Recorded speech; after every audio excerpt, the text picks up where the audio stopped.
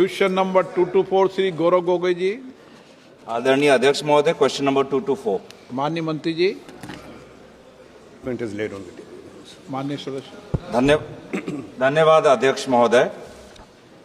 उत्तर में economic sensitive zone का उल्लेख किया गया है और इकोनॉमिक सेंसिटिव जोन्स में कुछ एक्टिविटीज होते हैं जो प्रोहिबिटेड होते हैं।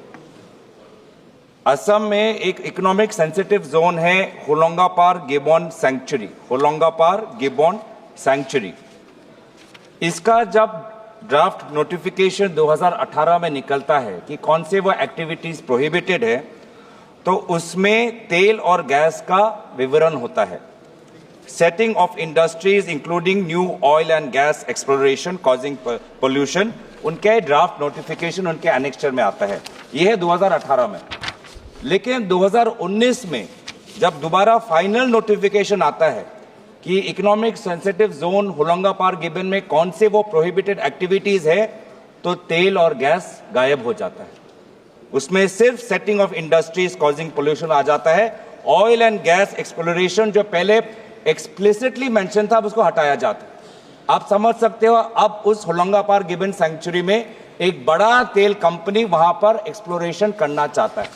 तो हम तो जानना चाहते हैं कि एक्सप्लोरेशन ये ऑयल और गैस नोटिफिकेशन से कैसे हटा, और हम ये जानना चाहते हैं कि अगर मानो तेल मिला तो तेल का तो एक्सट्रैक्शन करेंगे, तेल का तो प्रोडक्शन होगा।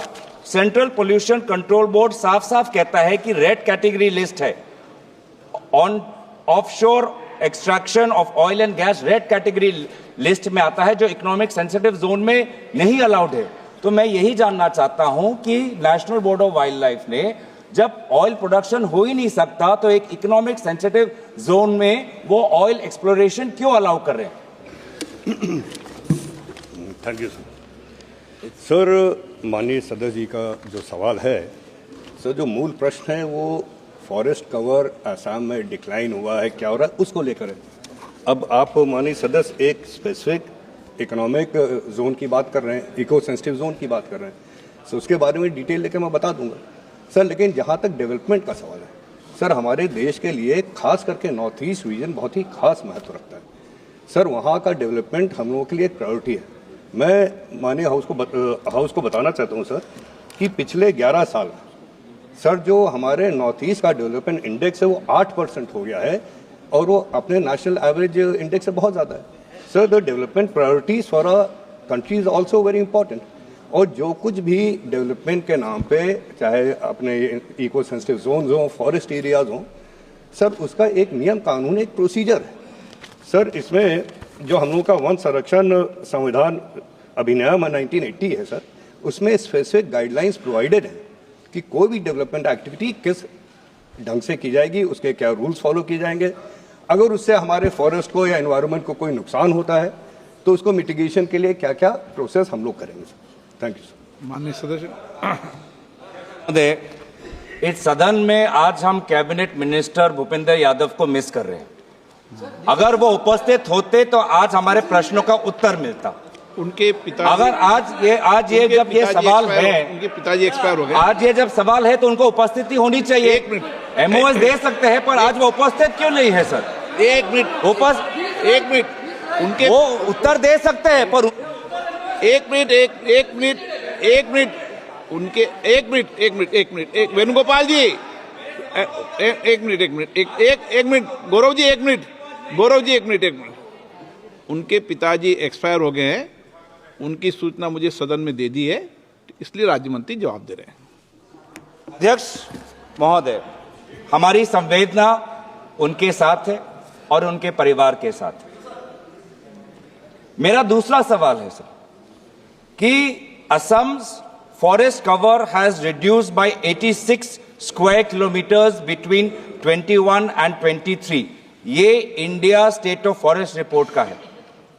तो जितना भी गतिविधियों का उल्लेख आदरणीय मंत्री ने किया है, हो सकता है कि राज्य सरकार इनके एडवाइजरी को पालन नहीं कर रही, या ये जो फंड्स भेज रहे हैं उसका राज्य सरकार दुरुपयोग कर रही, क्योंकि फॉरेस्ट कवर बढ़ा नहीं है पिछले 3-4 सालों में, घटा है। Indian state of forest report कहता है Assam's forest cover has reduced by 86.66 square kilometres between 21 and 23.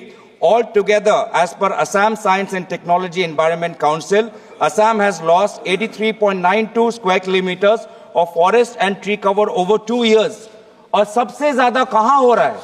सबसे ज्यादा हो रहा है कार्बी आंगलोंग में, सबसे ज्यादा हो रहा है डीमा हसाओ में, जहां पर सिवियर डिग्रेडेशन हो रहा है क्योंकि वहां पर जंगल काटे जा रहे हैं और अवैध कोयला खनन हो रहा है। मैं जानना चाहता हूं सरकार से कि क्या ये जो फॉरेस्ट ज्यादातर कार्बी आंगलोंग और डीमा हसाओ में अवैध कोयला खनन के द्वारा घटे जा रहे हैं, क्या वहां पर सेंट्रल टीम जाएगी, क्या वहां पर इंक्वायरी बैठाएगी और डिस्ट्रिक्ट फॉरेस्ट ऑफिसर्स का क्या रोल रहा है, क्या उन पर इन्वेस्टिगेशन होगी? धन्यवाद अध्यक्ष महोदय। सर, मैं आपके थ्रू जानकारी में लाना चाहता हूं कि सर, जहां तक आसाम के रिकॉर्डेड फॉरेस्ट एरिया की बात है और जहां तक फॉरेस्ट कवर की बात है, सर पिछले 10 साल में डिजिटल चेंज जो हुआ है फॉरेस्ट कवर का आसाम में, वो घटा नहीं बल्कि 748.65 किलोमीटर बढ़ा है। और सर जो कि 2.72% of the total forest cover Assam. Sir पिछले साल में माननीय सदस्य जी का कंसर्न सही है कि पिछले साल में कम हुआ है, लेकिन कितना कम हुआ है? केवल 0.038%। सर इसके साथ साथ हम लोग आसाम में ट्री कवर बढ़ाने के लिए बहुत सारे स्टेप्स भी ले रहे हैं। सर कैंपा प्लांटेशन से हम लोगों ने 10,759 हेक्टेयर हम लोगों ने कवर किया सर बिटवीन 2020 एंड 21। सर इसी तरह फॉरेस्ट कवर के लिए यहाँ पे एक new battalion of Assam forest protection force raise की गई है, जिसमें 2000 फॉरेस्ट फ्रंटलाइन स्टाफ रिक्रूट किए गए हैं। सो जहाँ तक असम की बात है, Kaziranga also occupies a very special mention in Assam sir. वहाँ पे हम लोग नॉट ओनली हम लोगों ने पोचिंग खत्म कर दी है, लेकिन वहाँ पे सैकड़ों किलोमीटर अवैध इंक्रोचमेंट से खाली किए हैं। Sir government of India is taking these various steps and it is also part of the responsibility of the state forest officials to carry out these acts. हम लोग एक एडवाइजरी बॉडी हैं, हम लोग फाइनेंशियल असिस्टेंस देते हैं। इसके साथ जो कंसर्न माननीय सदस्य जी ने रेज किया है वो सही है, कम हुआ है लेकिन मार्जिनल कम हुआ है। और क्यों कम हुआ है सर, इसका इन्वेस्टिगेशन भी हम लोग कर रहे हैं। ठीक है, थैंक यू।